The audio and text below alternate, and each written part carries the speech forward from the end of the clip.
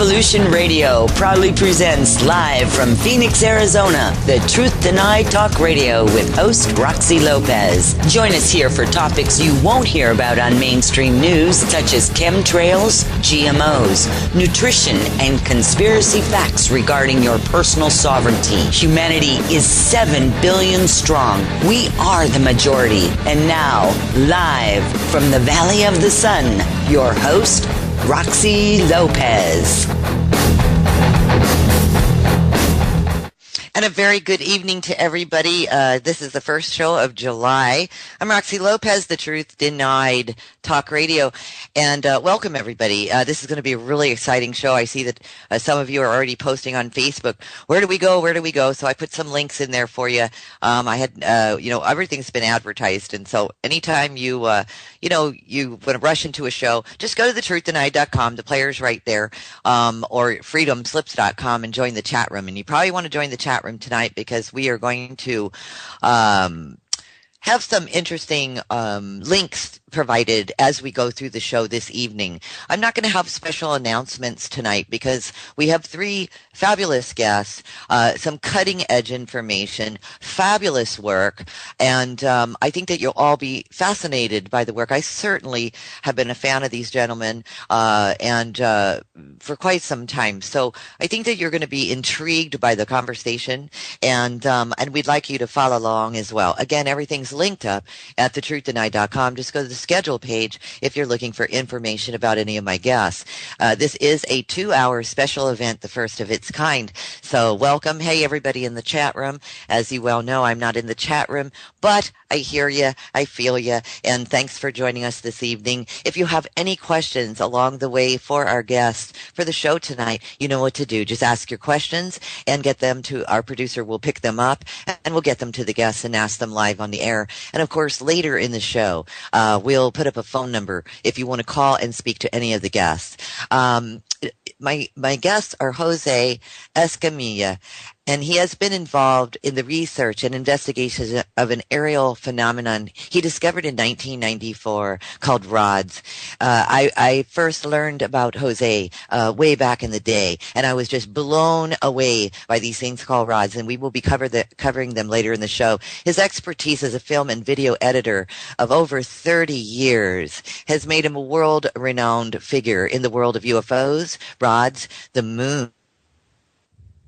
Story Ever Denied, has gained international acclaim as the best documentary film ever made on UFOs. Kevin Smith, director of Clerks and Dogma, says, quote unquote, UFO is the loose change of UFO documentaries.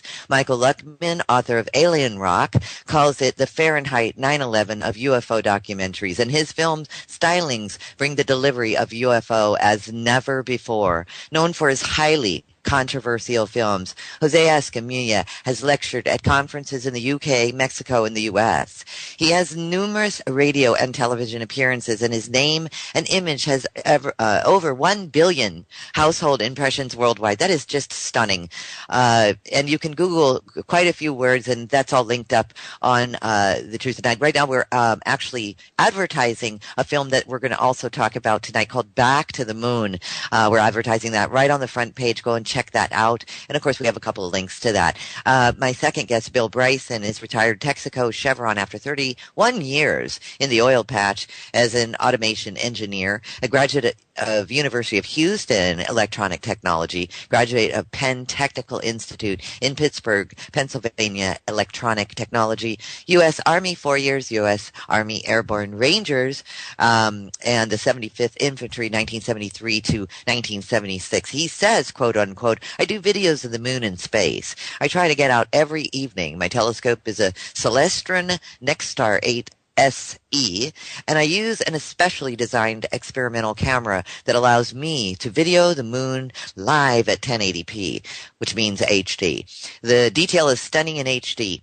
he says. And of course, his website's up there. And of course, last but certainly not least, new to the table actually in the UFO arena is Sean Gautreaux. And he is having the missing link to the UFO ET connection. We think Sean's controversial, not so easy to explain away UFO footage reveals hundreds of triangular craft, generally tucked behind cloud layers with no apparent reason for day or time of the display. So, in other words, just really random.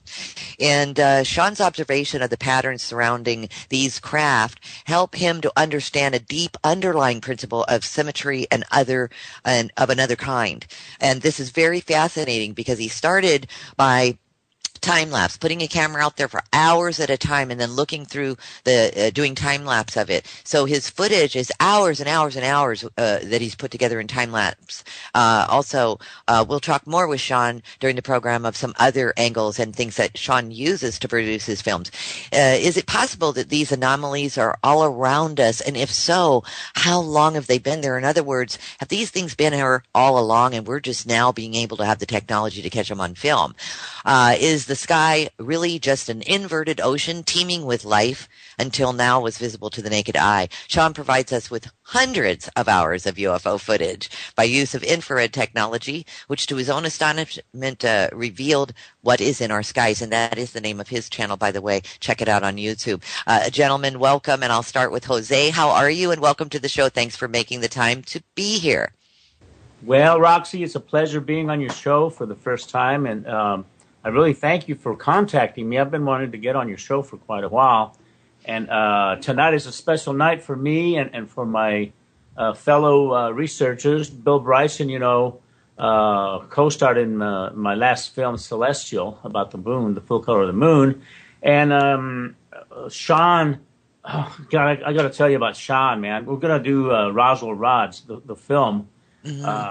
I'm going to start production in the latter part of July, early August, and I'm glad Sean is on board with me. We're going to make waves in the UFO community and with skeptics and debunkers. We're going to show and demonstrate how the Rods phenomenon is not only very real, but without a doubt, we've got proof that they are definitely real, and we're going to talk about that later. But I'm glad that you have all three of us on. We have a lot to talk about. Yes, you do, and I certainly appreciate all of your time. Bill Bryson, welcome to the show, and say hello to the audience. Thanks, Roxy. It's a real pleasure to join you and such esteemed guests. Jose and I are great buddies, and Sean is one of my Facebook friends, so we're going to have a good time tonight. I think we will, and you've just got such exciting information for all of us, so I'm just alive with excitement. That's all I can say, because I like I said, I've been a fan for a very long time. And Sean, you know that I am a fan of yours as well. Welcome to the show. Say hello to the audience, and I'm so glad that you could make it as well. Hey, Roxy.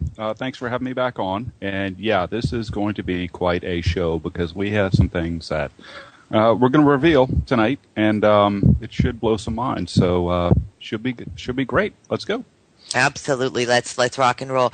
I would like it, gentlemen, if we could go back a little bit to some of the films that have been produced. My favorites, Moon Rising, Luna, and Celestial.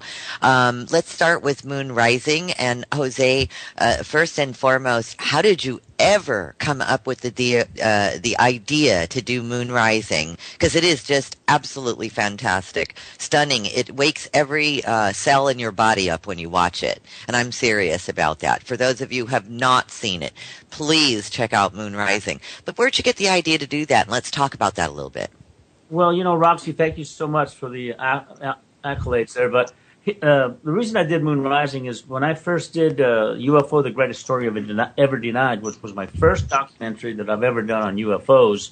I started producing that film back in 2001. And within that movie, that was about UFOs specifically and how the government created official denial and all that kind of thing. And I had done a segment on the moon because, the astronauts had seen UFOs and there were reports. So in doing that segment in that first film, I came to realize that NASA has been tampering with a lot of the imagery. As a matter of fact, they've tampered with 98% of all the imagery that's there. They've either erased the background or obfuscated it, brought the contrast and brightness real high. So I did a segment, and I got so interested in the moon anomalies and the moon tampering that I said, after I finish this film, UFO, The Greatest Story Ever Denied, my next film is going to be entirely about the moon because there's a lot more to it. So that's what prompted me to make that film, Moon Rising. And in 2009, when I started producing it, I hooked up with a gentleman out of Canada. His name is Kerry Martinek. And he and I had been communicating because he had seen UFO, The Greatest Story Ever Denied. And he was an archival kind of guy, a historian that's been totally into the moon. And he's pulled out some of the most incredible stuff. And I asked him to be on my film, and he brought together, he put some evidence out that was just some of the most amazing information because he actually talked to one of the people that worked at NASA, and he was on his last part of his lifetime. He passed away about 6 months after Kerry got all this information, and the man disclosed so much information to Kerry that it was just an incredible find, talking to this man. And a lot of it is in that film, Moon Rising. Everything from the anomalies all the way up to the tampering, and then also the insignia. The NASA insignia is an occult situation that all of the space agencies all over the world are using the same symbology. So they're all in cahoots. They're all in cahoots in keeping us in the dark when it comes to information about the moon.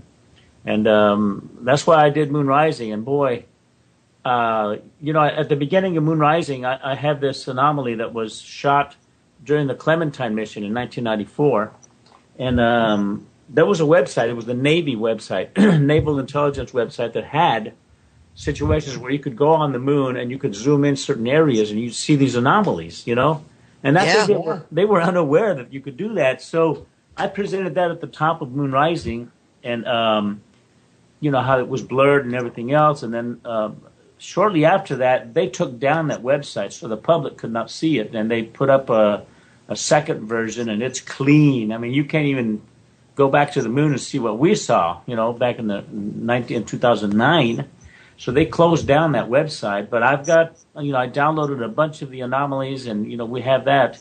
And it's going to be in the Moon Archives on tblnfilms.com when we open up our archives. So I'm glad that I did Moon Rising, and Kerry Martinek, unfortunately, we started producing the current film that I'm doing now. It's called UFOs from Outer Space, because I'm doing a trilogy. UFO, The Greatest Story Ever Denied was part 1, and then UFO, The Greatest Story Ever Denied part 2, which was Moon Rising. Yes. And then UFOs from Outer Space, Kerry and I were doing this song. We started and made the announcement January 8th of 2012 that we were going to do this film together. And he's had a major following and everything, but he vanished, Roxy. He disappeared. Really? Yeah, he disappeared last July. And I haven't heard from him since. He must have stumbled into something, because I had a private detective that went looking for him, because I said, I'm very concerned. We're doing this movie. I haven't heard from him in months, So it's been a year now. And come to find out that he's been sequestered. He's being held somewhere. I'm not going to go into too much on it, because if I even mention what I think is going on, then, I'll have some of the feds on me, and I don't need that harassment at this point. But he's no longer available. He's no longer among us. He's not dead or anything. He's just not among us. And I'm finishing up this movie, UFOs from Outer Space, which will be part 3 of the trilogy of UFO, The Greatest Story Ever Denied. I'll be finished with this film in 2 weeks, and I'm releasing it July 31st on tblnfilms.com. But back to the moon, when I did, I just wanted to mention that because Kerry was key in bringing the information forward on Moon Rising. He brought all that information. I brought some of it, but he brought the majority of the information. We're pertaining to the NASA cover-ups and all this kind of stuff. And when I was doing Moon Rising, I wanted to do a shot where we would travel from Earth, go through the atmosphere, and reach the moon, in one shot. It was going to be a special effects shot. So I contacted some of my friends that work over at Star Trek and Battlestar Galactica, the special effects guys, and I said, hey, man, where do you guys get these fabulous-looking planets, the realistic planets, and the Jupiter and Saturn and the moon? I said, I need a model of a moon. How much will it cost? Where can I get it? They said, hey, it's free. And I go, well, that's even better. So they sent me to mapaplanet.org. They said, that's where everybody goes. And mapaplanet.org is a geological survey, the United States Geological Survey, that has the skins of the planets. What they do is they flatten out the whole skin of the planet or the moon. So definitely I went in there and I clicked on the moon icon, and anybody can go in there right now, mapaplanet.org, and I clicked on the gray moon and goes to another landing page, and in that landing page there are about 10 little pictures, little thumbnails, and in the middle of the top row, there's 5 photos. In the middle it says natural color of the moon. So, and now this was in February of 2009. And then I clicked on that, and Roxy, at that moment in time, my whole perception and what I thought about the moon changed dramatically. Because I come to find out that after 60 years, man, since we've been checking out the moon through telescopes and everything else, they've been lying to us. The moon is a full color orb. It's not a rock that's gray and black and white. It's a full color moon. I mean, it's got incredible color to it. The landscapes and everything else that you see. So I started downloading these photos there from the website. And this is a Clementine mission that was taking place in 1994, and they did a reconnaissance of the moon, and they filmed it and photographed it using high resolution, full color digital photography. And they also did false color, and they did grayscale and black and white, infrared. They did the whole thing, but they went and remapped the moon. And it so happens that they've got the natural color photography of the moon. And I put some of that towards the end of the first original version of Moon Rising. I have since changed Moon Rising drastically because I added some new things. This was 2009. I was releasing it in March of 2009. And so I had barely started checking out this full color photography. But later that year, I produced a film called Luna. And it was dealing with this full color photography. But the cream of the crop, man, is Celestial, which I finished last year. I released it last year, July 21st, on the anniversary of the moon landing. And it has some of the most spectacular full color photography that I've downloaded. I downloaded 850 photos at high resolution, and they were 45 inches wide by 38 inches tall. So they're huge. And the reason I downloaded them, it took weeks for me to download 850 photos, if you can imagine that. Sure. So I could zoom in with the camera using the special effects program called Adobe After Effects. I can zoom in real tight in certain areas. And guess what? The reason that they don't want us to know about the color is because in color you have depth of perception. You can actually see structures and buildings and towers and other things that are on the surface of the moon, or were on the surface of the moon at the time that this photography was made in 1994. And in black and white, you don't get that depth of field. You don't get that depth of perception. You know, what looks like a mound with a circle in the center, when you look at it in full color, it's a beautiful turquoise or a beautiful blue, and it doesn't appear to be on the ground. It appears to be above the ground. So there's a lot of stuff that's happening on the moon's surface, and they know this. And Celestial is my favorite. And man, up until I did Celestial, I've been lecturing and presenting Moon Rising and Luna, segments at these conferences, and I had to explain to people every time. I have to say, well, the reason that, because the big question is, how come the moon looks gray from Earth? And I go, oh God, here I go again. I had to do a dissertation on that, and that would take like 15, 20 minutes to explain, because people just are incredulous. They didn't believe it. Say, well, if that's so, how come Mars is red? So how come the moon is not colored? And I just went, oh gosh, So finally, and this was a godsend to me. Here along comes Bill Bryson, all right? And Curtis Hedges, who's the president of my company, he's the one that turned me on to Bill. And it turns out that Bill Bryson loved moon rising. I'll let him tell you the story, okay? But the godsend was, here's a man that's in Richmond, Texas. He's got this backyard telescope. He's been seeing the moon in full color for years now. He checked it out, and I'm going to let him tell you how this came about. But immediately, man, I go, oh, man, I don't have to explain this anymore. You know, I could just go in and just present the stuff, and boom, there it is. You know, it's proof that the moon is full color, and that they've been avoiding telling us this for years. So with that, I'd like for Bill to tell you how he came about. Absolutely, Bill. I'm excited to hear about that. And you've got a bit of an echo. I don't know why. Jose, please mute. Will do. Oh, Jose. Thank you, Jose. So, Bill, now, as Jose said, you already knew that the moon was full color, or had color, I should say. I don't want to put words in your mouth. Explain how you already knew that. Well, I didn't know that when I first started, Roxy. I watched moon rising. Jose's my hero. I mean, he opened up my eyes to the moon, and I saw the color. And even before Clementine, I didn't know anything about Clementine until after I really discovered the moon through the color. I went out and bought a telescope, a good telescope, and a Chinese camera, and it was a pretty good camera, but I was always trying to find the color. You know, where is the color? So I started experimenting. I bought about 5 different cameras. You got to understand something about these cameras. The astronomers use very, very, very expensive cameras for deep space. But the resolution on these cameras, they call them high-definition cameras, but they're only 640 by 480, so they're just kind of standard definition.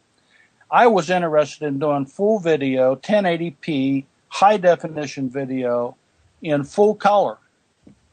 And so I tried. I spent like $600 on one camera. You know, I have a bunch of cameras.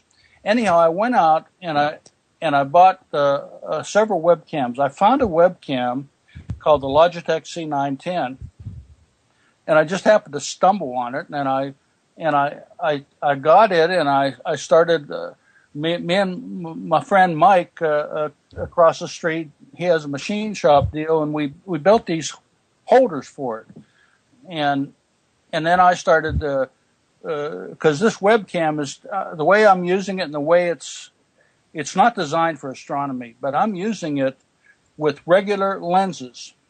You know, one of the keys for astronomers is that they enjoy changing lenses. You know, they would go in closer, they'll put in a 5mm lens. You know, they want a big panned out job, they'll put in a 25mm lens.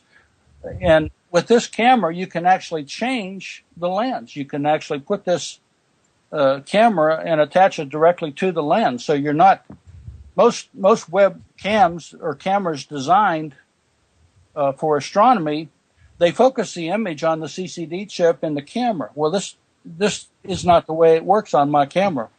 I did a lot of experimenting, and I found this one camera. For some reason, they designed this thing so it was extra sensitive to color. I mean, extra sensitive to color. And so I started looking up all the stuff on it. It had an automatic zoom and had automatic focus, had built-in zoom. And so when I started with this thing, I started experimenting with different lenses, and I found I ended up buying a pretty expensive Panoptic by Teleview, $300 lens, and put that on there, and then I married up that with a Barlow. The bottom line is I was able to get me a camera that I could actually, in real time, connect to my computer and record live high-definition video at 1080p between 20 and 25 frames per second. And I'm talking about high definition. And whenever I do a video and I post it to YouTube, you might watch it at 380 or 360p, but it's a 1080p video. And the best way to watch it is on the big screen TV, a 54-inch TV in your living room. But the bottom line is, when I started really exploring this thing and I cranked the color up, it would bring out the color on the moon. I mean, I was buffaloed. This was really cool because it verified everything that Jose was telling me in Moon Rising. So then I started doing, figuring out when the best times to do it. It had to do with the angle of the sun and the way it hits it. Then I started comparing my live video with the Clementine photos. And that's when I really got excited. And very welcome back if you're just tuning in with us. And sometimes some of you have let me know in emails that you're in the car and you tune in a half an hour into it. It's the show you've been waiting for. I see a lot of your posts already. You're so excited about this show. Of course, our guests this evening are Jose Escamilla, Bill Bryson, and Sean Gautreaux. We're having a great conversation at this point. Bill, you were just talking about at the other side of the break that you were now actually, because of the camera and the lenses and the type of technology, I suppose, that you were using, you could now also confirm that the moon was in color. Absolutely. And not only that, but Aristarchus, for example, is a crater that was featured in Celestial. Jose did a brilliant zoom pan with Adobe effects. I mean, it's just at the beginning, it's incredible. And I actually have done video of Aristarchus, and the coloring that I see on Aristarchus matches exactly the color in the Clementine photos. There's another example.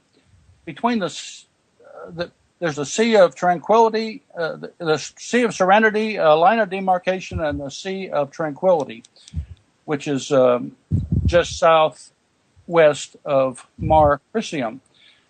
And the Sea of Serenity is kind of like browns, and etc. And the Sea of Tranquility is blues. And I see this very clear. Well, then I go to Clementine. I look at the Clementine photos of that area. It's exactly the same. Oh, my goodness. Exactly. I bet you this just totally, like you said, and Jose said it earlier as well, it just changes your entire perception, everything you know out the window. I mean, and the big question is always going to be, I've had it for years, why do they only give us photos of the moon in black and white? I mean, it's kind of retarded if you think about it, you know? So now you've got these color photos and you're seeing these brilliances. Now, I just have one quick question because we just dropped Bill Bryson astronomer.com into the chat room. These photos opening up your site with the, are those real photos? Are those real colors of the moon as well, right behind you, Bill, in the photo? Yes, they are. And if you go to my YouTube site, okay. My Jiva YouTube site, you'll see a picture of an area that is the Sea of Rainbows, with the Jura Mountains on the left side, La Place at the top, and Herculeum at the bottom. And there's some very incredible coloring involved there, and I have that as a front piece on my main channel for YouTube. Okay. Well, if you go to the Clementine photos, you'll see it's the same color. It's exactly the same color. So no coincidence, and now everybody's minds are being blown because there's no. I imagine at this point you're ruling out atmospheric. You know, right? You just ruled it out completely. So now you're dealing with true colors of the moon. What does this mean? You contributed to one of Jose's films. What did this mean for the film? Like, did you bring? Obviously, you contributed footage as well. What I did, I was so excited with him doing another film that I sent him a hard drive with all my videos, and I said, go for it, Jose. And whatever he came up with, he came up with. And he used footage that I did at the beginning of the film. But the colors, if you really went, at that time, I wasn't as aware of how close the coloring was. Now, for example, it's a camera issue. It's a camera issue. Logitech came out with a new camera called the C920. Well, it doesn't bring out the color like the C910 does. The C910, for some reason, they designed it to be extra sensitive to color. So most astronomers don't have cameras that are designed extra sensitive to color, so they can't really see it.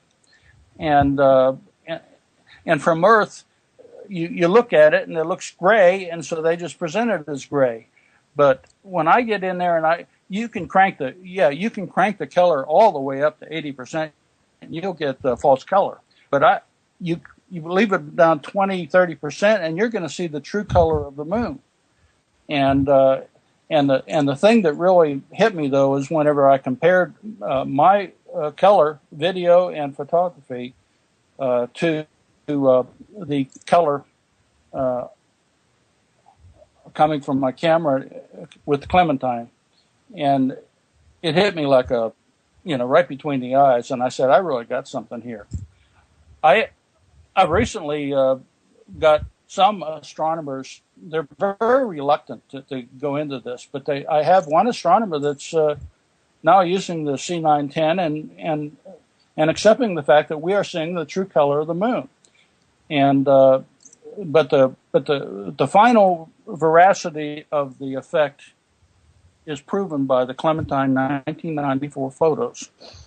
And you know what, Roxy? I'd like to step in real quick. One of the things that is important about Bill Bryson and his research and development of finding the sweet spot between the camera and the telescope optics is that other people, like he said, that there's another astronomer that's now joined the bandwagon, and more people are going to start a trend. It's going to be a new trend in astronomy, where people that are into sky watching and stargazing and everything else, and they do these telescope gatherings and everything else, they're now going to be able to get a new trend going and see the moon in its full natural color, thanks to Bill Bryson.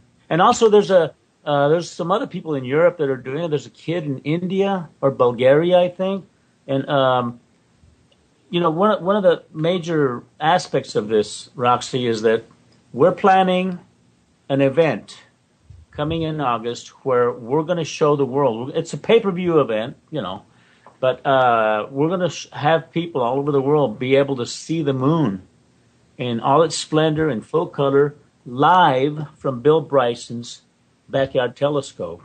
And, now that he has this astronomer and these other people, I'm going to try, I don't know how expensive it's going to be, but I'm going to try to interlink all the other people that are in different parts of the world to try and also join us and talk about their experiences and maybe even show some of the footage that they've been taking. But we want to give the world an opportunity to go back to the moon the way NASA should have taken us and show it in its full colorful glory as Bill Bryson is seeing it and as I've seen it, since 2009 on the Clementine photography, and to allow people to realize, look, there's a lot more to our closest celestial body. It's right there every day, every night, And they have to come to the realization that there's other things going on about the moon that have not been told. The full color photography lends the credibility to the fact that there are structures up there. In full color, if it wasn't for the color photography, we wouldn't be seeing the structures that are presented in Moon Rising and in Luna and in Celestial, And now people have the opportunity of seeing the moon live from their own backyard telescope. So I just wanted to throw that in. Oh, thanks for saying that. And, I do want to mention to the listeners that there is a full color poster on the front page of thetruthTonight.com. And what Jose just mentioned with he and Bill Bryson it's called Back to the Moon. It's a 6-hour live pay-per-view event. It's very inexpensive for what this is going to be, 6 hours of live. and see the moon, as Jose said, in full cover for the first time. And the broadcast will be from Bill Bryson's telescope in Richmond, Texas. And that's going to be, if you want to jot it down, those of you who aren't in the chat room or anything, Friday, August 16th and Sunday, August 18th. But it sounds really exciting. I'm certainly going to be part of that event. I'll tell you that much. I'm excited. Will this event, Bill, be the first of its kind? Yes, this is going to be a worldwide first of its kind event in high definition. Let me add something. Most astronomers, they can buy a telescope, they can buy a camera, and they can have 640 by 480 in black and white live video. But with this camera I have, I can do high definition. That's a wide screen, and there aren't that many live video productions done in high definition. When I do a video usually my videos last about 30 minutes and they're off the cuff and I don't stop. I just keep on talking and keep on showing. And at the end of the video, when I post it to Amazon, it's 1 gigabyte file. It's that big. There's a lot of data. And for me to collect this data with this camera, I need a really fast computer. So I have a really hefty Windows-based machine to do the processing and get it in there. But as far as I know, there aren't very many people that are really doing a true high-definition video in color of the moon. Well, and it also sounds like your innovation has opened doors for other people, for other astronomers, for other people to do similar filming, which will be great because the more others produce the same type of work, the more it becomes a reality and the more, I guess, the secret is out of the bag. Well, let me tell you this, Roxy. My whole purpose in life is, if you want to call me an astronomer, is to promote astronomy and to replicate what I've done. I want everybody to go out and buy this camera and buy this telescope and buy these lenses and replicate this. I want YouTube filled up to the brim with live video of the moon. I want people looking at the moon every day, day in and day out from all over the world and posting it because that way we can really see what's going on. Right now, NASA, they just it's kind of like there's a big secret. It's a black hole. They don't want you to see things. Well, I want to see anything that I can see, and I want to show the world. I think that's fabulous, and what a great commitment you have, and thank you for working with all that technology to come, like as Jose used the word, sweet spot, because you're in and you're sharing it now, so other people can easily find the sweet spot because they don't have to experiment anymore if they just use the stuff that you're talking about and so forth. I want to delve into a little bit more, but before I do, I just want to go ahead and bring on Sean Gautreaux, because I do have one question in relationship to something Jose mentioned at the front of the show, which was he was talking about, I believe they're called vectors, which are the symbols of all of the aerospace or space, like JAXA and NASA across the world. And I'm looking at the vector symbols, and these are like a V shape, and I've put the links into the chat room already if you want to take a look at them, anybody. But, this is similar in my mind's eye right now to your work, Sean, some of the stuff that you've uncovered. So can you just drop us a little bit? And the next hour, we're going to really dive into that whole aspect. But I just wanted to give you an opportunity in the first hour to mention, is there a reason why there's similarity to what you're filming, these sort of vector type craft? Yeah, probably so. And over the last couple of weeks, I've been watching some YouTube videos, and somebody's been pointing out that I think y'all are talking about the red vector line. Yes. Yeah, directly across the logo. I find that quite fascinating myself. So they just might be saying something with that red vector right there, because, it does relate to a lot of these craft.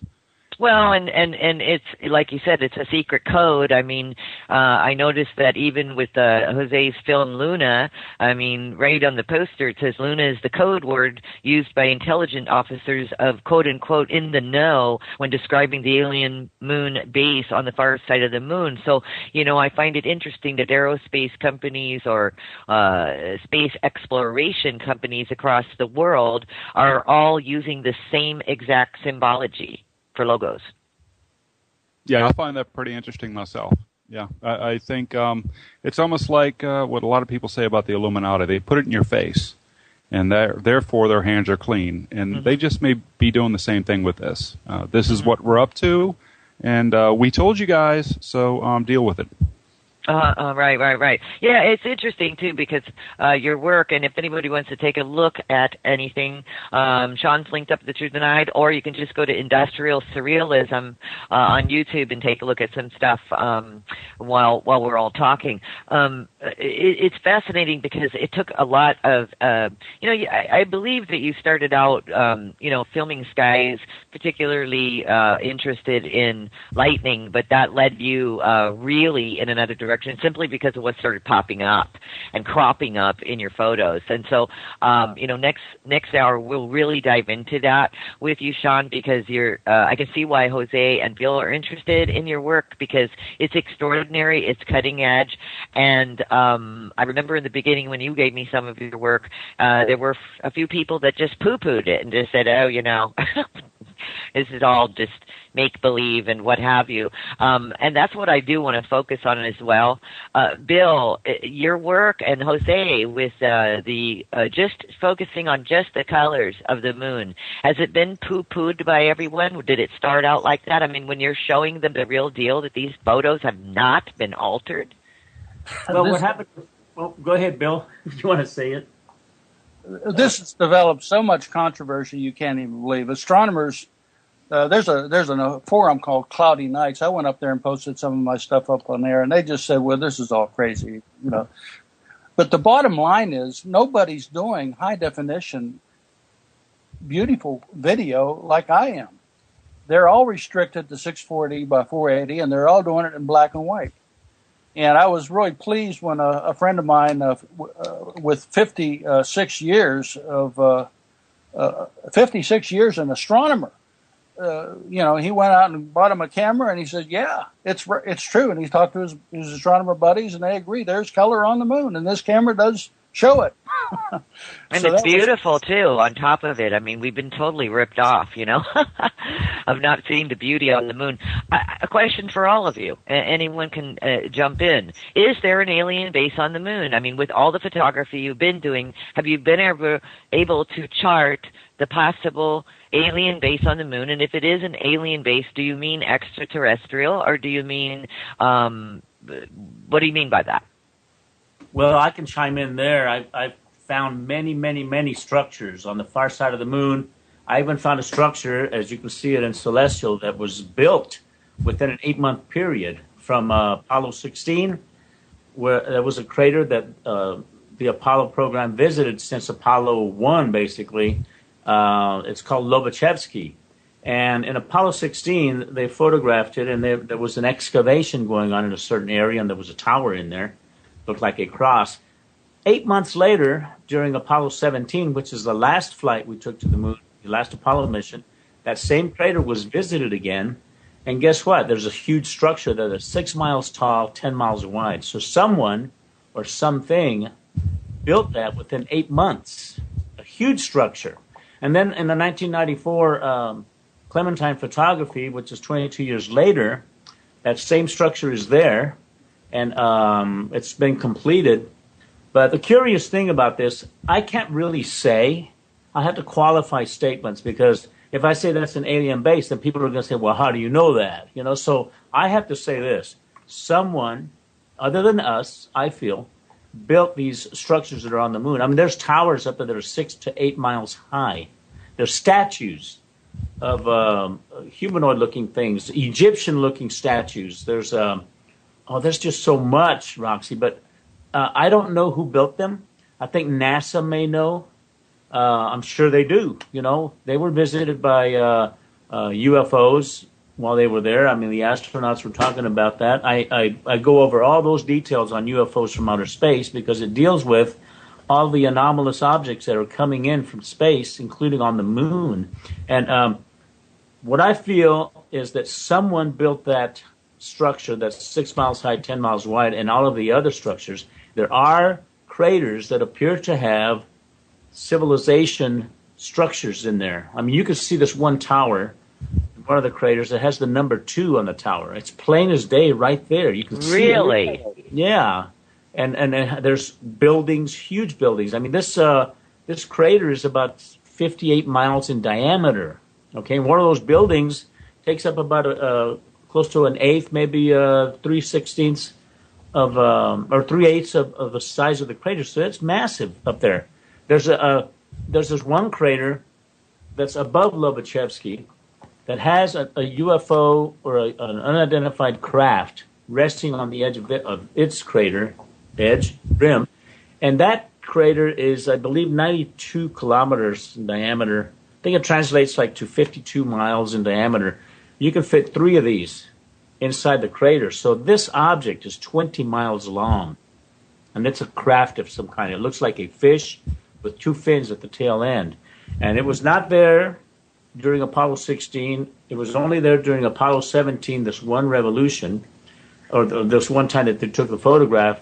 I looked for that same crater. It's called Guyot crater, to see if this object was maybe a landscape anomaly, you know, a structure that was maybe cliffs or mountains or something. Right. There's nothing there. So it was definitely a craft of some kind, 20 miles long.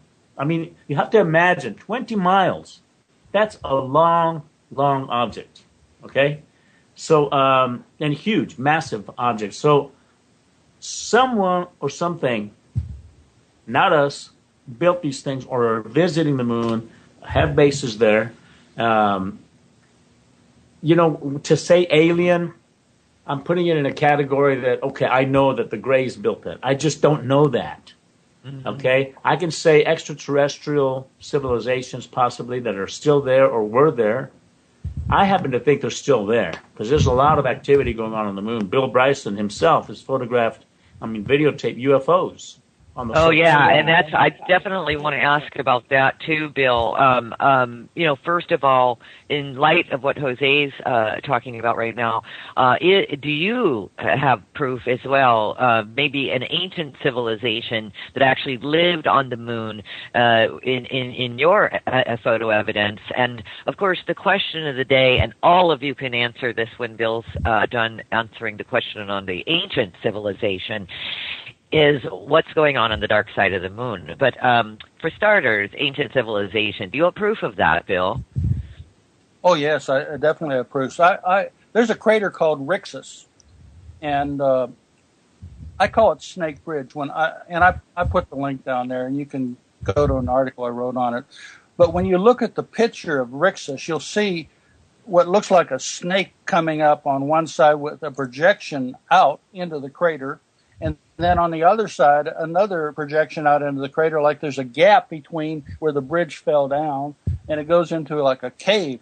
And I've seen these long tube structures which portray like tunnels or subway tubes, or who knows what they are.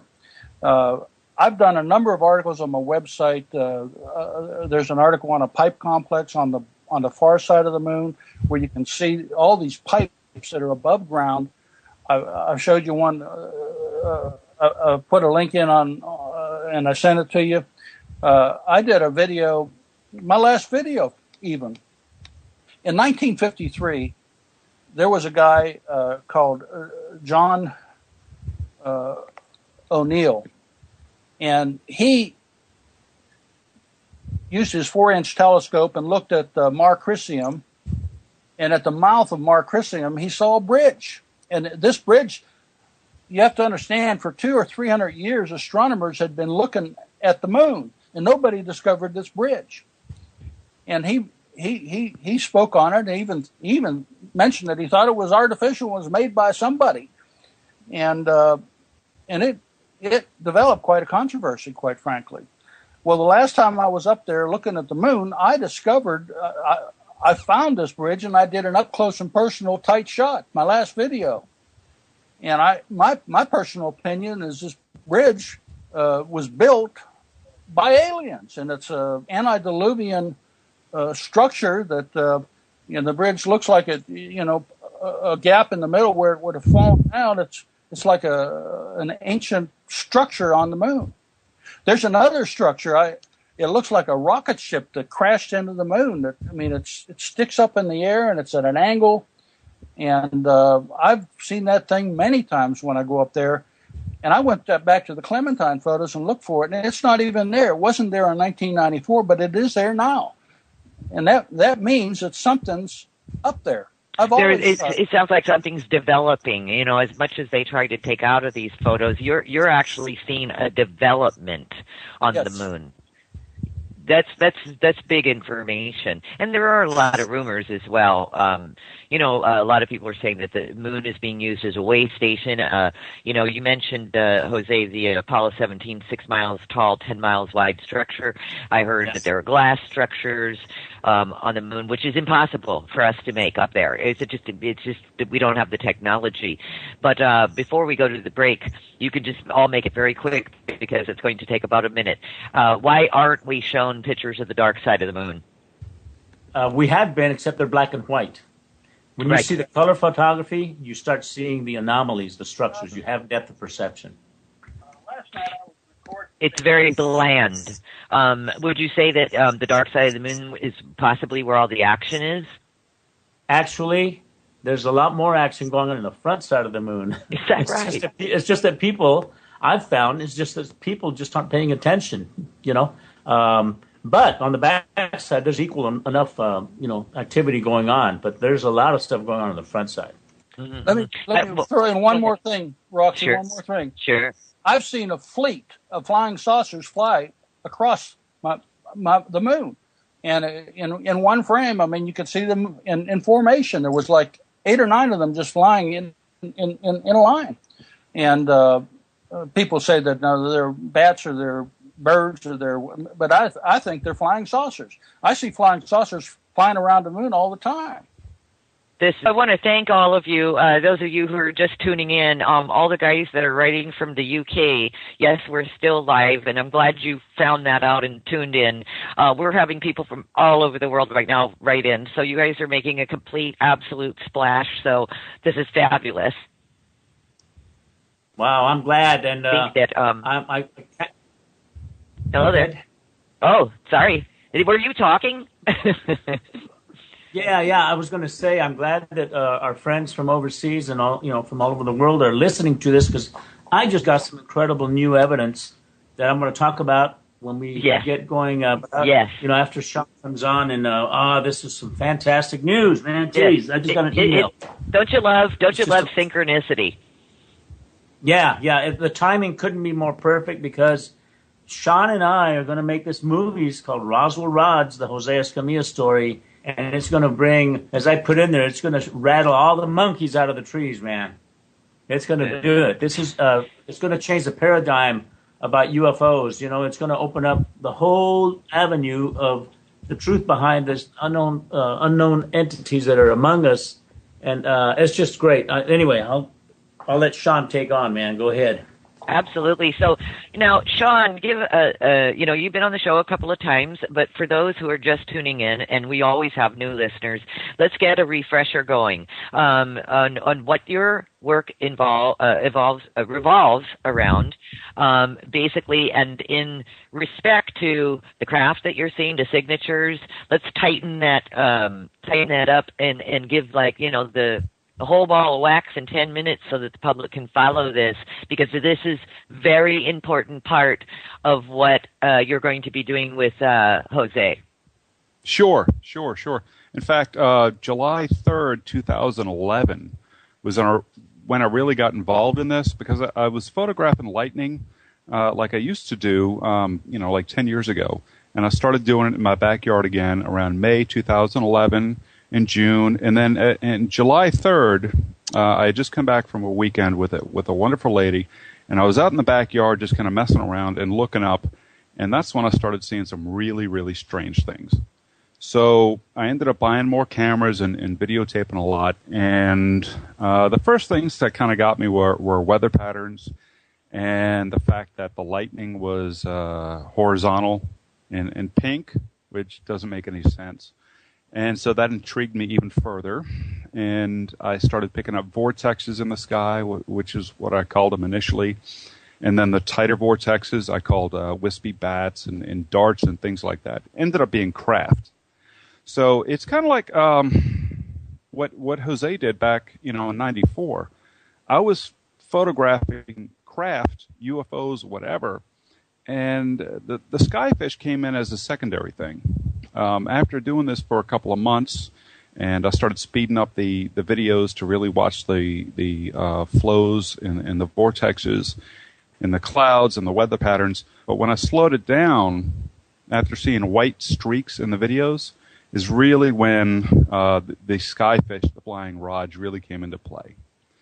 And so I started, slowing them down frame by frame and watching them and thinking, okay, these aren't making a lot of sense. They're showing up almost entirely in infrared, which we as humans do not see, but the camera does. And so there was something more there. So I started going in that direction, and I picked up on a correlation between the craft I was seeing and these Skyfish, these flying rods.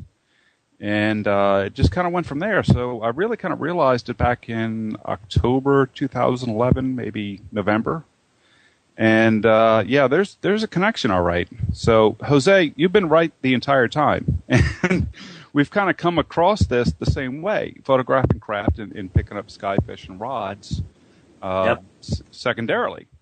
So that's a great connection. And after realizing I've got these things in my videos and looking at different people like whoever's been photographing this or documenting it. And Jose, I wanted to get in touch with. And finally, because of Steve Travesty, we got in touch. And we've been talking back and forth via phone, Facebook, and different things. And we're going to have a lot of fun with this video with Roswell rods. We really are, because they're real.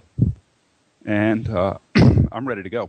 So now, and I'm so glad. And I want to point out as well. A year ago, 2 years ago, it's interesting how you all met too, because you're what should I say?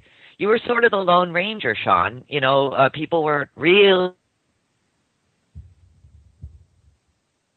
depth of your work. And I remember having that conversation saying, push it out there, get it out there. Just, the right people that have the brain to wrap their mind, because,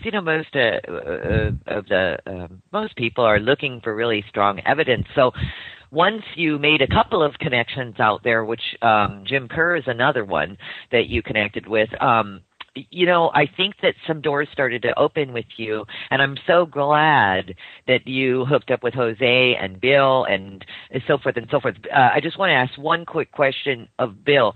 Bill, I don't want to put you on the spot either, but Bill, what do you, just in a nutshell, think of what Sean has discovered? I think that the study of rods is an incredibly fantastic discovery and needs to be exposed to the entire world. I've watched the footage on the YouTube.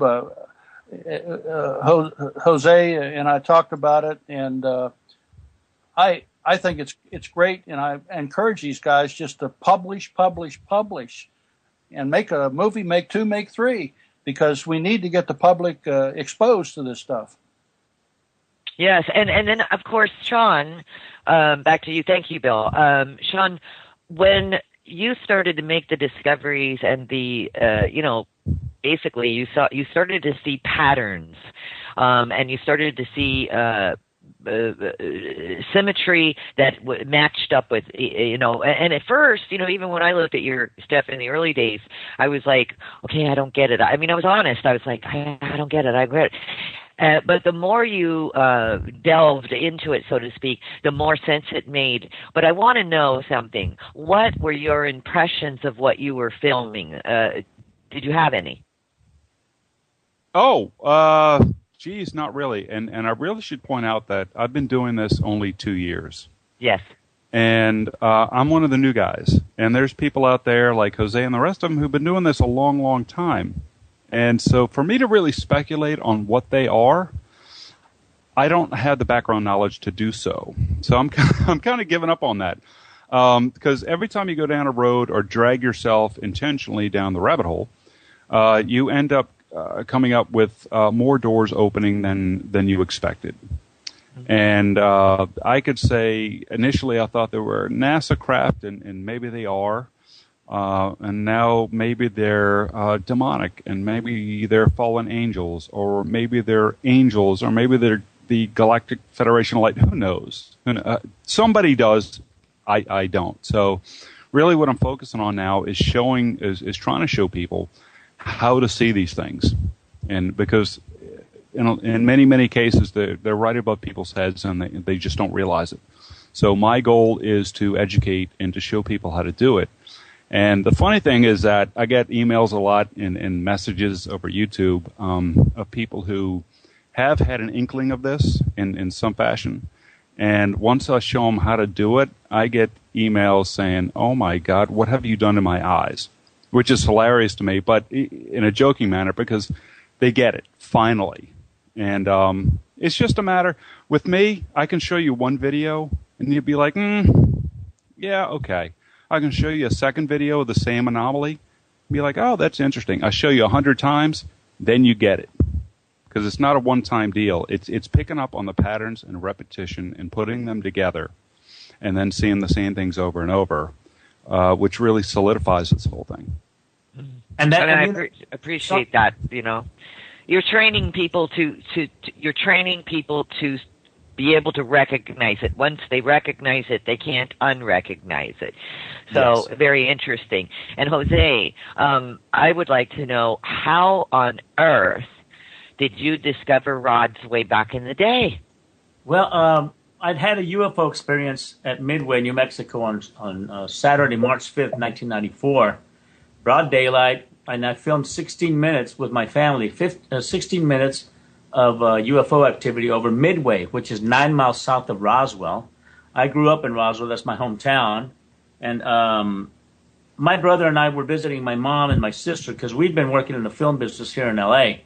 And after the Northridge earthquake, we decided to take a break, take a hiatus. We didn't have any more films to edit or score until later in the year. So we said, hey, let's go to Roswell and hang out with Mom and Becky and, eat some beans and tortillas, just hang loose, And so on March 5th, 1994, my sister calls and says, Jose, bring the video camera. There's UFOs out here. So I went out there, and I was expecting to see, big UFOs like Close Encounters and hear John Williams music, But that's not the way they appeared. And instead, there was this one object that was hovering way up at 12 o'clock high, man. Broad daylight, clear blue sky, no clouds whatsoever. And I go, Becky, that's a weather balloon. And then this thing does a maneuver. It goes boom, boom, boom. It just does a fast flight, forming right angle turns, and it comes back to where it started from. And I go, that's not a balloon. And I turned the camera on and started filming it. Well, the batteries ran out, and I started looking at the footage, and I saw these things, man. They looked like flying snakes. And it was on March 19th that I actually made the discovery of rods, because the first footage was all UFO stuff, man. We had triangle shapes, boomerang shapes. We had shapes that looked like jacks. When the kids play jacks, they bounce the ball and they pick up a jack, Yeah. Shaped like that, things shaped like that were flying about, but they were like super fast, man. And then on March 19th, the UFO activity returned, and I went out there, and this time I was prepared. I had brand new batteries set up and extra battery packs. We filmed for about 8 hours that day, and buku shots of these things. And you can hear me verbalize, that's an insect, that's a bird, that's an insect. But when I went back to the edit bay in Roswell and went frame by frame, there was an insect. You could see the wings flapping, because we were shooting at a high shutter setting, which I developed, called the Skyfishing protocol, which eliminates insects blurring and birds blurring. shooting with my protocol, you will see an insect as it really appears. A bird, you can see the little wings and the eyeballs and the beak. You can see everything, especially if it goes fast and you go frame by frame. And rods were like flying snakes. They were swimming through the air. So it was on March 19th that it became evident that there's something there other than what I've ever seen. And it was because I was filming for UFOs. So there is an affinity between rods and unidentified flying objects, as Sean pointed out. And here's another thing, and I didn't think about this all these years. 19 years I've been researching rods and trying to make sense out of it. Where are they from? What are they? Interdimensional objects or beings or entities or craft, or are they alien types phenomena? What are they? Me and my crew at that time, there was 3 of us, we went to the Museum of Natural History in Denver, talked to marine biologists and zoologists, talked to insect people, and they didn't know what the heck it was, And then here in L.A., went to the Museum of Natural History, talked to the paleontology department to see if they'd ever seen any fossils of this nature, of this object. And, we did a lot of studies trying to make sense of what we're filming, And we do know, we have footage of these things going in and out of the oceans. And that was a curious thing, because when we saw this National Geographic footage of a little logger turtle, and National Geographic cameras were following it from underwater, we would see these rods fly in, hit the surface of the water, enter the ocean, and leave bubble trails, like as if somebody's shooting bullets. That's the way these rods come into the ocean, and they have them on film, man. This was a 35 millimeter film shot by National Geographic of these rods entering the ocean. And when we saw that, it just totally turned everything around, because now, not only is the phenomenon in the skies traveling at high velocities, it's entering the ocean and emerging out of the ocean. We got footage out of Long Island Sound. Camera's about 1.5 miles away, and this huge rod, it must have been about 8 or 10 feet long, comes out of the ocean. It breaks water as it emerges and goes straight up. And it's fast. I mean, just zip, it goes super fast into the skies. And so this was the beginning at that time. This was like 1994, 95. I didn't make the announcement officially that we had discovered Rod's phenomenon until the early part of 1995, because in December of 94, I went on television, local television, and it was a CBS affiliate, and made the announcement that there are this phenomenon, and we want everybody in the United States and whoever gets to see this live broadcast to set your cameras up during Christmas. You're going to be filming anyway. If you get bored filming relatives, put it up to the sky and see if these things are in your area, because obviously these things have been around. And sure enough, we started getting results from all over the country. And before you knew it, from all over the world, from the UK, from Japan, from Canada, Mexico, and it just built up. And pretty soon we had this phenomenon appearing all over the world constantly, okay? And the skeptics and the debunkers and the critics said they're nothing but misfilmed insects. But see, I'd already done the camera tests, and eliminated insects with the camcorder technology that we had at that time. Nowadays, we have high-definition cameras. We have high-speed cameras. You can shoot up to 500 frames per second, real frames.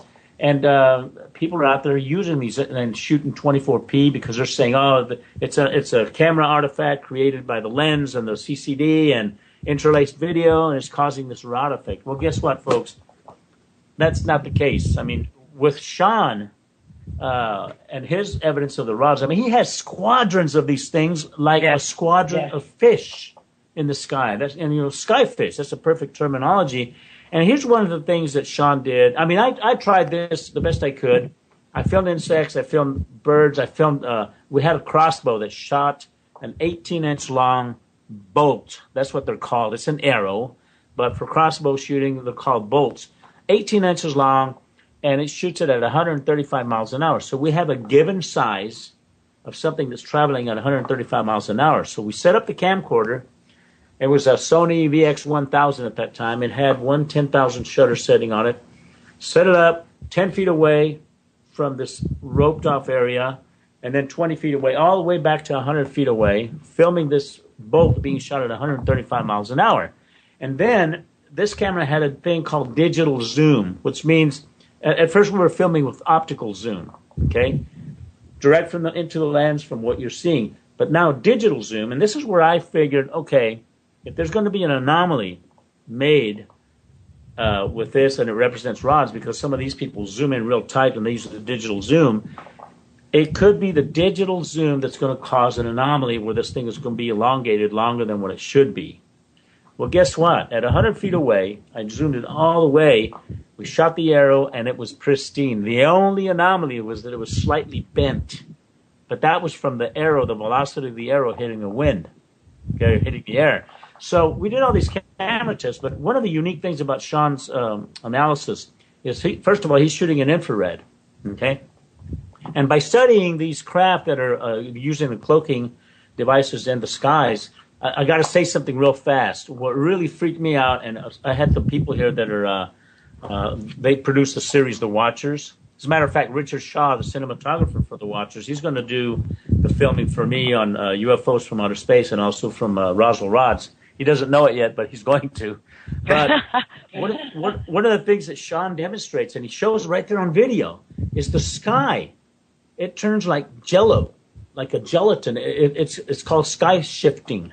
And these craft create this waveform in the sky. I mean, the clouds, it's like somebody had a piece of clear gelatin and hit it, and it just bends. It's just really awesome, man. So Sean did the thing with the rods, and he said, okay, here's an insect, and this is the signature. This is the imprint. This is the footprint of this insect when viewed through infrared, all right? And I believe the torso was black and the wings were white, or something like that. And then he's got a bird. He says, now, these two creatures, and there's a dragonfly, and this is what they appear like in the infrared. They have a certain footprint, man, a certain signature, okay? This is just the way they appear. A rod appears as a rod, okay? So if that rod was an insect, you'd have an insect. You can see the wings, you can see the little antennae and all that. But these rods are high up in the sky. And without a doubt, he's just proven a fact that I've known about the rods is that they're different. And looking back now, and now, I'm doing a lot of, I'm getting out a lot of the old tapes and stuff that have some insect footage, because we did camera tests. We shot with a low shutter setting, medium, up to the highest shutter setting to find out the best sweet spot to use a camcorder to eliminate the insects. And I'll be doggone, man, by Sean pulling out this methodology of comparing the insects in the infrared zone, the footprint, there's certain footage taken of insects with low shutter setting, and insects do have a footprint even at the low shutter setting. They look rod-like, but they're very long, and they're wavy. And that's an insect shot at low shutter setting. It's not a rod.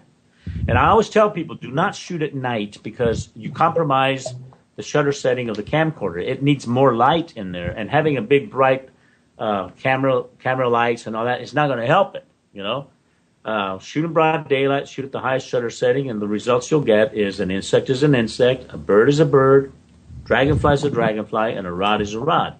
And this is what we've proven over and over again. And I'm going to mention this right now. I just got contacted from a guy that's a shark diver. He's a skin diver, and they film sharks, okay? They go in there, and they play with these sharks. I mean, these guys are crazy, man. They're in the ocean in the Bermuda. And he says, guess what? I have a skyfish or a rod underwater. Underwater. He's got a shot of a white rod. And Roxy, I just sent you an email. I go, wow.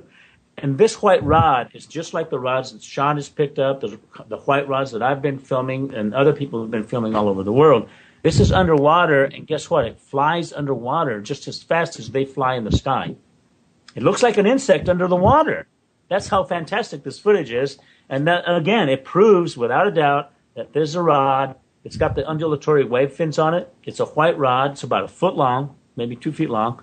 And this guy didn't see it in the ocean. He didn't see it until the editing bay when they're editing this underwater footage. and they're down in the ocean, with sharks. They're shark divers. So I just sent him an email. He just contacted me just now. So as you mentioned, synchronicity. Yes. Yes. So it's amazing. It's amazing. And just for people who are not familiar with rods, I remember, like, even as you're describing them, like as the snakes and things like that, I did put something in to the chat room so people could get a feel for what we're talking about here. But it's interesting because I remember the first time I saw your film on rods, it was stunning, honest to God, back when you first released it. And I was living in LA at the same time, and I was there for the Northridge earthquake as well. But I will say this, Jose, I remember thinking they look like flying, like long caterpillars, because they do have like little itty-bitty, teeny-weeny wings on them or something. It's just a bizarre-looking thing, and they are unmatched. You know what I mean? To me, I used to refer to them as flying caterpillars. That's what they looked like to me. They were like fuzzy creatures or something. But when you were filming those, how big were those at the time? Do you know? Well, how big were what you were filming? Yeah, here's the thing: that shooting that crossbow and that arrow, it gave us not only velocity of these objects and the possibility, but if, say, for example, we're at the Cave of the Swallows and we're 100 feet away, we're zoomed in all the way in digital zoom. And we've got the shot of the base jumper, and a rod flies in, and the rod is about 18 inches long, the size of this arrow at 100 feet away. We know that rod was 18 inches long. We have footage, though, of these things that are 100 or more feet in length. Oh, I have to mention a credit to our guests, actually. I've got to say hi over there in the UK to Alan Jones and Ian Ross, who are put the kettle on an hour and a half ago, or listening to the show. They can't fall asleep. They said they're wide awake, and it's so interesting. They just are sitting at the edge of their seat. So I've just needed to say hello to them on behalf of Jose Escamilla, Bill Bryson, and Sean Gautreaux, because they are just having the greatest time right now listening to this. And they also said, hey, we see this stuff in the UK too, and they're very interested in the subject matter. So as everybody else is, we were talking about the rods, and now, of course, we've got this new film that you're going to be doing, Jose. And can you tell us a little bit more about it? When's the film going to start? When are you going to start, doing the film, and when's it going to be ready, and all that kind of good stuff?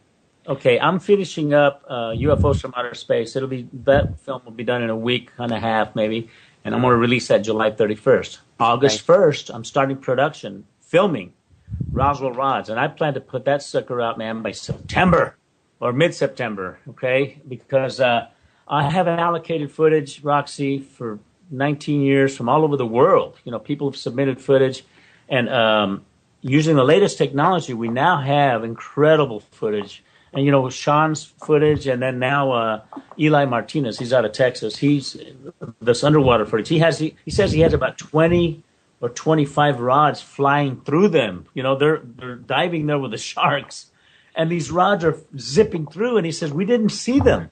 We didn't see them underwater until we went into the edit bay. But he says they're definitely white rods, and they got the undulations. And he said he's followed my shows that I've been on and everything else. He said he finally decided to get a hold of me because he was looking at this footage, and he says, there's another one. So he says, I'm going to find out. And he said a guy on Facebook gave him my email address. So we now have proof positive that this is a creature underneath the ocean. There's no insects under the ocean. And if it is some kind of a fish, okay, fine. But it's a skyfish, babies. And those people in the UK, our friends overseas, we're opening up a new paradigm. Oh, I always say I've been cracking the egg to this. You know what? This is going to break the egg open.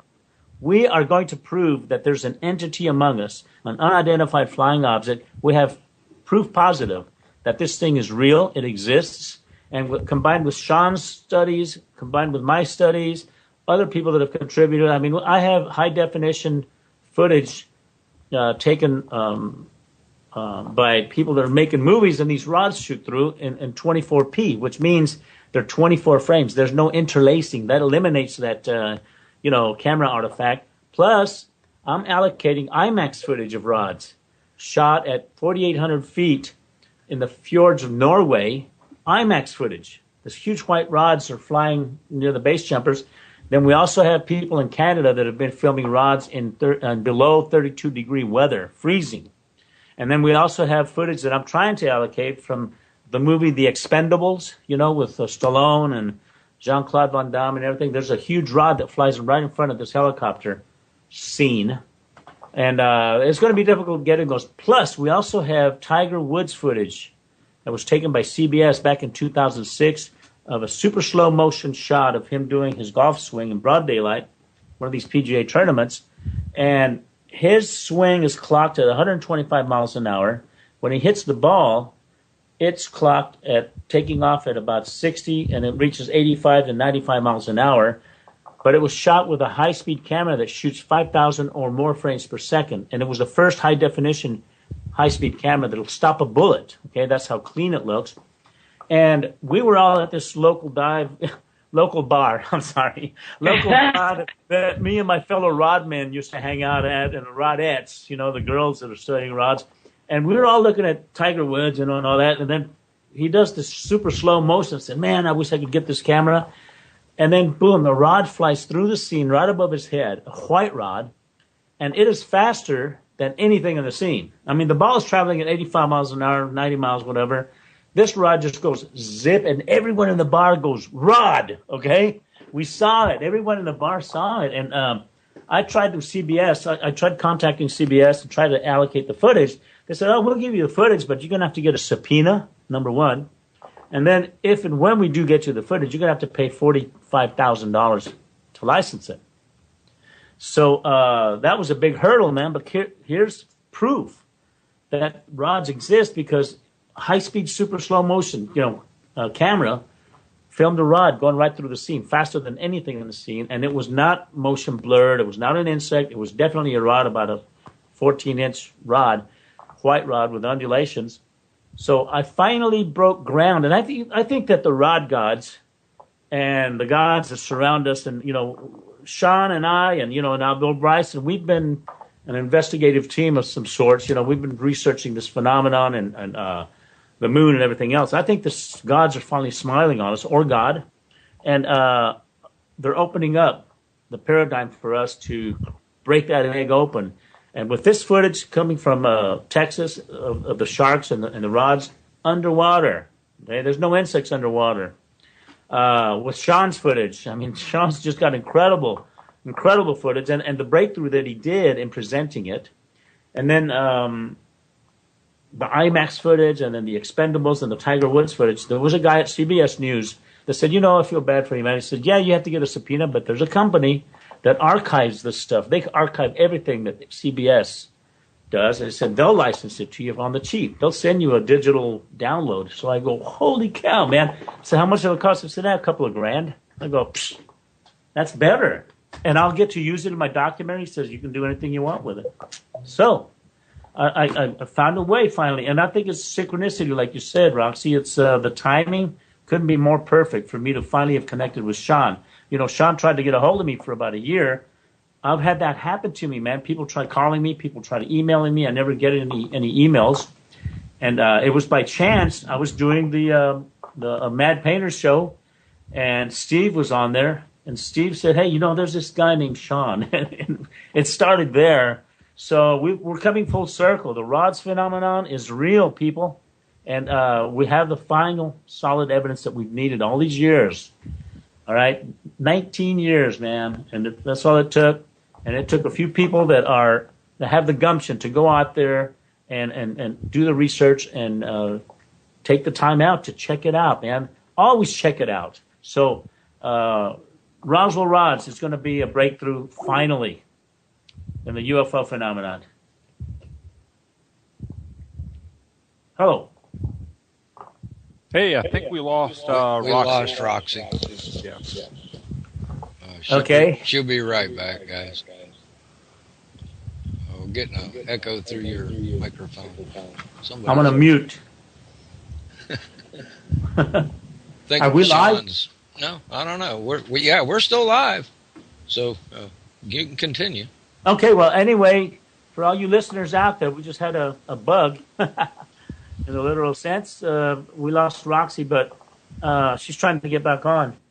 But this is going to be the breakthrough that I've needed for sure, man. Because, you know, when Monster Quest came out and they did that travesty of lying to the American public and the viewing audience worldwide, and they're in cahoots with the History Channel, they debunked the rods, and people were giving me life threats against my life, claiming that I hoaxed the rods, that I was purposefully showing insects, and that was all there is to it.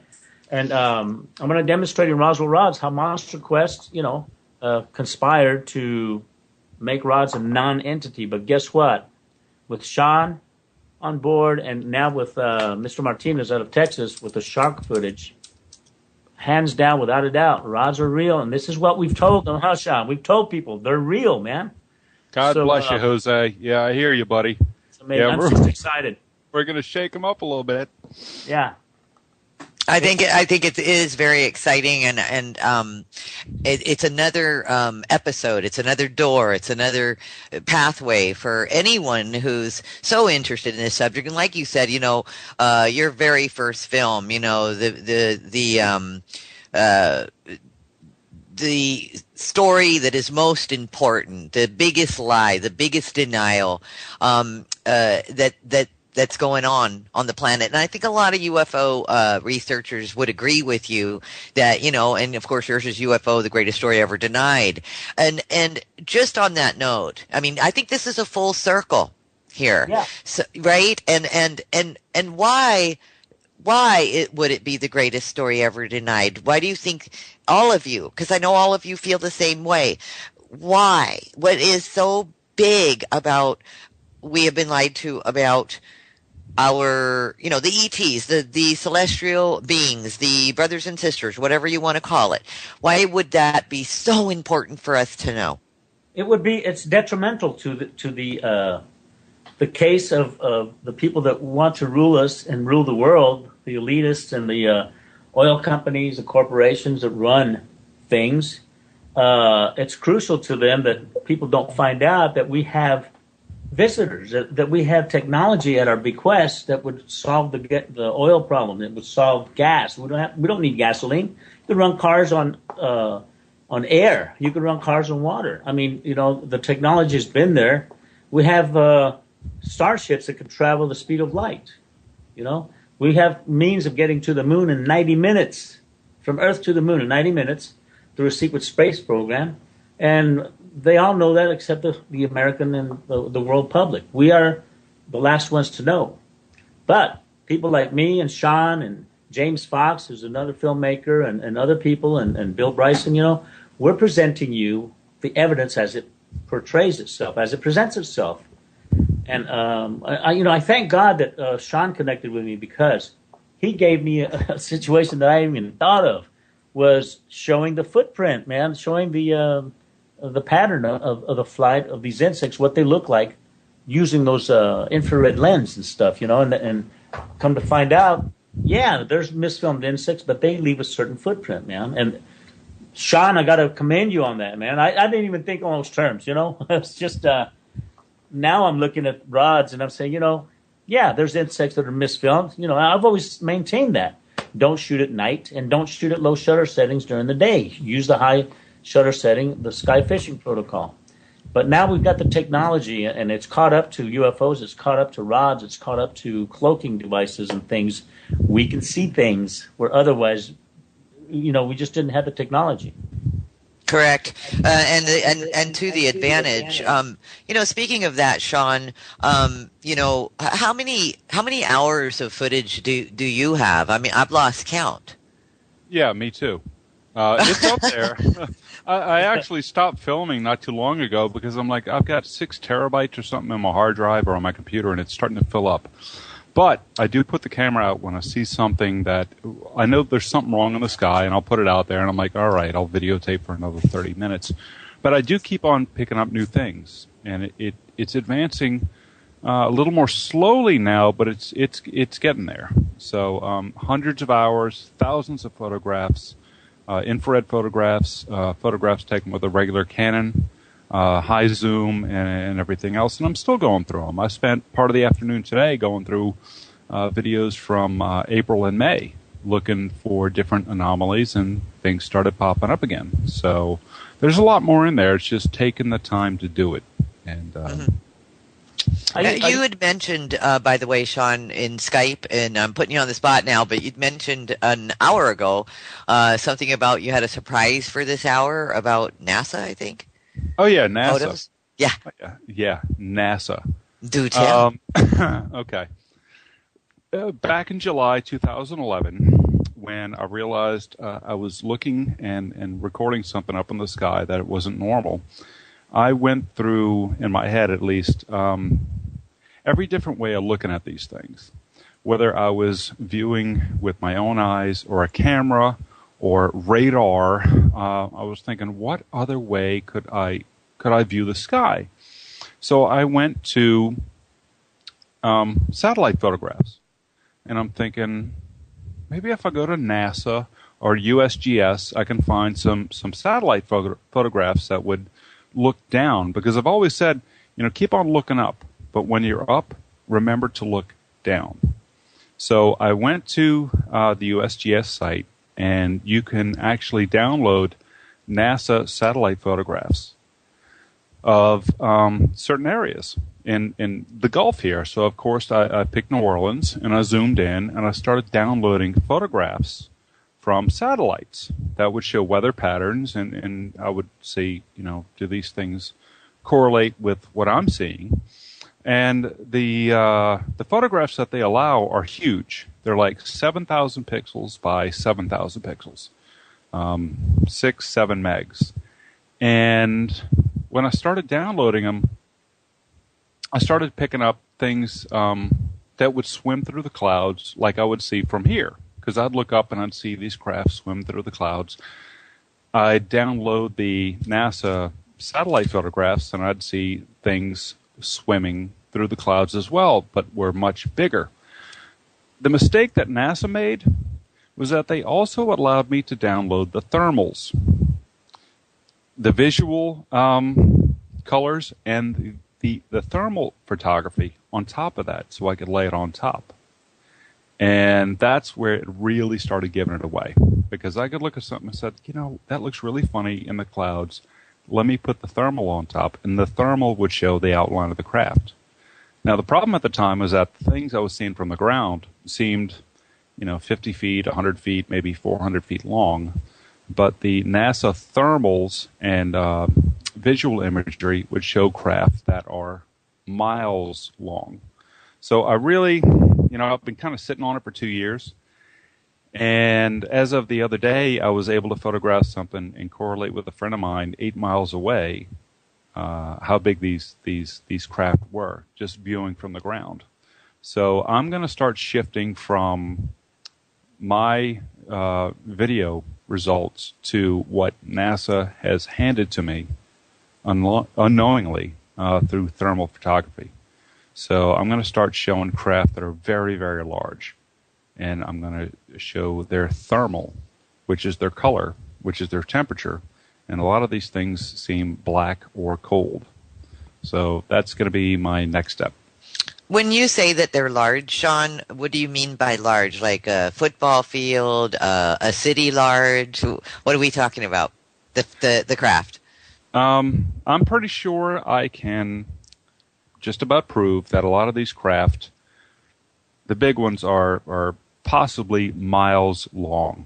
And we've heard things here and there from people like Bob Dean and others saying, there's craft above us that are miles long. Well, I have a pretty good feeling that I've found NASA photographs showing craft that are miles long. Which, my word. Yeah. That's just incredible.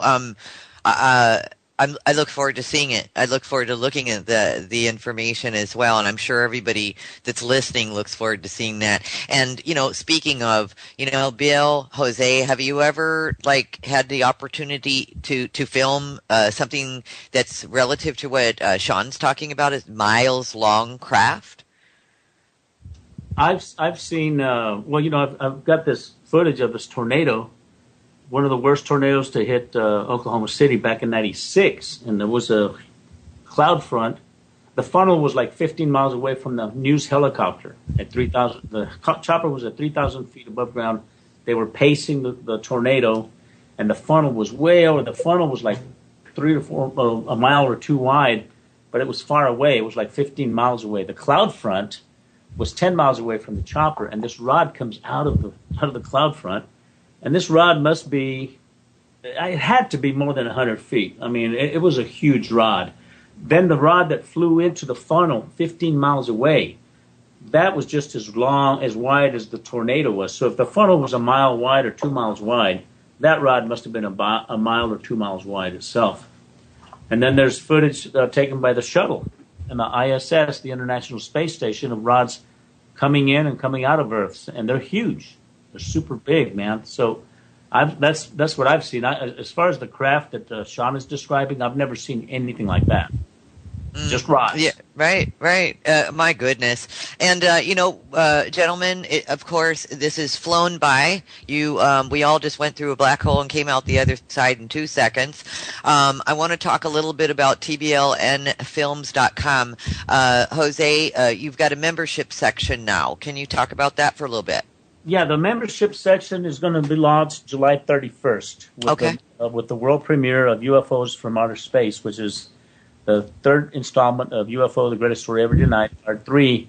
And it's going to the membership section is going to allow people to view all of my movies, even the new movies like, UFO, when it premieres. It's going to be a pay-per-view event, like $29.95. But members who sign up and they pay $5.99 a month, it's sort of like the paranormal Netflix, except it's just Jose Escamilla films. And you'll get to see all the movies. You're going to see footage that I've taken at Roswell and Midway, New Mexico, broad daylight stuff, such as a helicopter that turns into a UFO, black helicopter without rotors. I mean, there's a lot of footage that hasn't seen the light of day. I'm going to have the full Roswell Rods archives. I'm going to have just a lot of neat stuff that no one's ever seen and nobody's going to get to see unless you're a member. And the reason I'm doing this is because this will help facilitate raising the funding that I need to make more movies. The way I've been funding my films, Roxy, is I sell movie credits and people contribute and everything else. But lately, that well has dried up. And so I figured, look, I've made these movies. I haven't released them worldwide on theatrical or DVDs, but I'm going to make them available for free to all paid members of TBLN Films. You can even join for 30 days. You can see some of the stuff that's going to be up there, a free membership, just a trial basis. I'm doing the same thing that Netflix and Redbox and all of them do, except it's just focusing on my movies and some of the incredible footage of rods and UFOs that I have that have never seen, like I said, the light of day. If you're going to see the full color moon archives and other stuff too. I mean, there's an enormous. I'm talking about 19 to 20 years of research that I've done that you're going to have access to that nobody's ever seen. And I appreciate the support of people, and I just want to share the truth, man. Share the world. Share this. Well, and I can appreciate that, Jose. Your work is very quality work. So definitely those who want to become members, I encourage everyone to become members because your body of work at this point is excellent and it's extensive. And it really covers the gamut. It also catches people up on the present, because you're going one after the other right now with films, so it can catch people up so that they can get get with the program here. Bill Bryson, anything that you want to share for the public that you would want immediate attention to as well? Just that I have seen, I haven't seen rods on the moon, but I have seen craft. And I filmed a lot of flying objects. And they don't just fly across the screen, they fly out of the middle of the screen and then out. I filmed one base where two flying craft actually flew right after one another out of that base. And I would just encourage people to go back and look at my videos and you'll see what I'm talking about. Thank you, Bill, and we certainly will point people in that direction. And then, Sean, anything that's you'd like to say before we go? We've got less than a minute. Thank you so much, Roxy, for the show, and Jose, we're going to have a lot of fun. And, and Bill, good hearing your voice and what you have to say. Thank you, Thomas. Thank you, Hawk. And it's been great. So I think we're about to really embark on quite an amazing journey and a good awakening for everybody. I agree, and we support the underlying principle of symmetry and of another kind. And this is very fascinating because he started by time lapse, putting a camera out there for hours at a time and then looking through doing time lapse of it. So his footage is hours and hours and hours that he's put together in time lapse. Also, we'll talk more with Sean during the program of some other angles and things that Sean uses to produce his films. Is it possible that these anomalies are all around us? And if so, how long have they been there? In other words, have these things been here all along and we're just now being able to have the technology to catch them on film?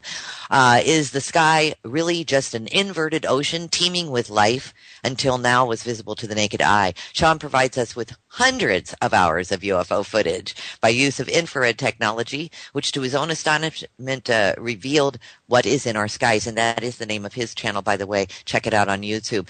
Gentlemen, welcome. And I'll start with Jose. How are you? And welcome to the show. Thanks for making the time to be here. Well, Roxy, it's a pleasure being on your show for the first time. And I really thank you for contacting me. I've been wanting to get on your show for quite a while. And tonight is a special night for me and for my fellow researchers. Bill Bryson, co-starred in my last film, Celestial, about the moon, the full color of the moon. And Sean, I got to tell you about Sean, man. We're going to do Roswell Rods, the film. Mm-hmm. I'm going to start production in the latter part of July, early August, and I'm glad Sean is on board with me. We're going to make waves in the UFO community and with skeptics and debunkers. We're going to show and demonstrate how the Rods phenomenon is not only very real, but without a doubt, we've got proof that they are definitely real, and we're going to talk about that later. But I'm glad that you have all three of us on. We have a lot to talk about. Yes, you do, and I certainly appreciate all of your time. Bill Bryson, welcome to the show, and say hello to the audience. Thanks, Roxy. It's a real pleasure to join you and such esteemed guests. Jose and I are great buddies, and Sean is one of my Facebook friends, so we're going to have a good time tonight. I think we will, and you've just got such exciting information for all of us, so I'm just alive with excitement. That's all I can say, because I like I said, I've been a fan for a very long time. And Sean, you know that I am a fan of yours as well. Welcome to the show. Say hello to the audience, and I'm so glad that you could make it as well. Hey, Roxy. Thanks for having me back on. And to carry that, it was just an incredible find, talking to this man, and a lot of it is in that film, Moon Rising. Everything from the anomalies all the way up to the tampering, and then also the insignia. The NASA insignia is an occult situation that all of the space agencies all over the world are using the same symbology. So they're all in cahoots. They're all in cahoots in keeping us in the dark when it comes to information about the moon. And that's why I did Moon Rising. And boy, at the beginning of Moon Rising, I had this anomaly that was shot during the Clementine mission in 1994. And there was a website. It was the Navy website, Naval Intelligence website, that had situations where you could go on the moon and you could zoom in certain areas and you'd see these anomalies, And that's they were unaware that you could do that. So I presented that at the top of Moon Rising, and how it was blurred and everything else. And then shortly after that, they took down that website so the public could not see it. And they put up a second version, and it's clean. I mean, you can't even go back to the moon and see what we saw, back in 2009. So they closed down that website. But I've got, I downloaded a bunch of the anomalies, and, we have that. And it's going to be in the Moon Archives on tblnfilms.com when we open up our archives. So I'm glad that I did Moon Rising and Carrie Martinek. Unfortunately, we started producing the current film that I'm doing now. It's called UFOs from Outer Space, because I'm doing a trilogy. UFO: The Greatest Story Ever Denied was part one, and then UFO: The Greatest Story Ever Denied part two, which was Moon Rising. Yes. And then UFOs from Outer Space. Carrie and I were doing this song. We started and made the announcement January 8th of 2012 that we were going to do this film together. And he's had a major following and everything, but he vanished, Roxy. He disappeared. Really? Yeah, he disappeared last July, and I haven't heard from him since. He must have stumbled into something, because I had a private detective that went looking for him, because I said, I'm very concerned. We're doing this movie. I haven't heard from him in months, so it's been a year now. And come to find out that he's been sequestered. He's being held somewhere. I'm not going to go into too much on it, because if I even mention what I think is going on, then, I'll have some of the feds on me, and I don't need phenomenon he discovered in 1994 called rods. I first learned about Jose way back in the day, and I was just blown away by these things called rods, and we will be covering them later in the show. His expertise as a film and video editor of over 30 years has made him a world-renowned figure in the world of UFOs, rods, the moon, Story Ever Denied, has gained international acclaim as the best documentary film ever made on UFOs.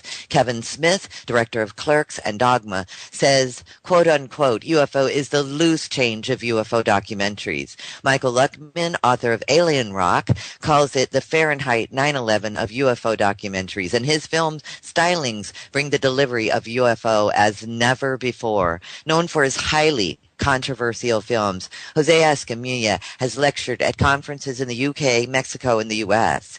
He has numerous radio and television appearances, and his name and image has over 1 billion household impressions worldwide. That is just stunning. And you can Google quite a few words, and that's all linked up on The Truth Tonight. Right now we're actually advertising a film that we're going to also talk about tonight called Back to the Moon. We're advertising that right on the front page. Go and check that out. And of course, we have a couple of links to that. My second guest, Bill Bryson, is retired Texaco Chevron after 31 years in the oil patch as an automation engineer, a graduate of University of Houston Electronic Technology, graduate of Penn Technical Institute in Pittsburgh, Pennsylvania, Electronic Technology, U.S. Army 4 years, U.S. Army Airborne Rangers, and the 75th Infantry, 1973 to 1976. He says, quote unquote, I do videos of the moon and space. I try to get out every evening. My telescope is a Celestron Nexstar 8 SE, and I use an especially designed experimental camera that allows me to video the moon live at 1080p, which means HD. The detail is stunning in HD, he says. And of course, his website's up there. And of course, last but certainly not least, new to the table actually in the UFO arena is Sean Gautreaux. And he is having the missing link to the UFO ET connection, we think. Sean's controversial, not so easy to explain away UFO footage reveals hundreds of triangular craft, generally tucked behind cloud layers with no apparent reason for day or time of the display. So in other words, just really random. And Sean's observation of the patterns surrounding these craft help him to understand a deep... Yeah, this is going to be quite a show because we have some things that we're going to reveal tonight, and it should blow some minds. So should be great. Let's go. Absolutely. Let's rock and roll. I would like it, gentlemen, if we could go back a little bit to some of the films that have been produced. My favorites, Moon Rising, Luna, and Celestial. Let's start with Moon Rising. And Jose, first and foremost, how did you ever come up with the idea to do Moon Rising? Because it is just absolutely fantastic, stunning. It wakes every cell in your body up when you watch it, and I'm serious about that. For those of you who have not seen it, please check out Moon Rising. But where'd you get the idea to do that? And let's talk about that a little bit.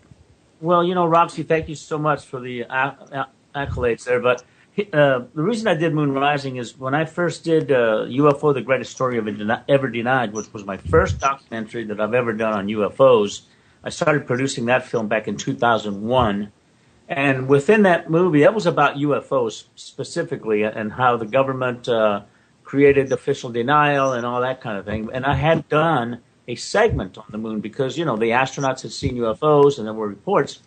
So in doing that segment in that first film, I came to realize that NASA has been tampering with a lot of the imagery. As a matter of fact, they've tampered with 98% of all the imagery that's there. They've either erased the background or obfuscated it, brought the contrast and brightness real high. So I did a segment, and I got so interested in the moon anomalies and the moon tampering that I said, after I finish this film, UFO: The Greatest Story Ever Denied, my next film is going to be entirely about the moon because there's a lot more to it. So that's what prompted me to make that film, Moon Rising. And in 2009, when I started producing it, I hooked up with a gentleman out of Canada. His name is Kerry Martinek. And he and I had been communicating because he had seen UFO: The Greatest Story Ever Denied. And he was an archival kind of guy, a historian that's been totally into the moon, and he's pulled out some of the most incredible stuff. And I asked him to be on my film, and he brought together, he put some evidence out that was just some of the most amazing information because he actually talked to one of the people that worked at NASA, and he was on his last part of his lifetime. He passed away about 6 months after Kerry got all this information, and the man disclosed so much information.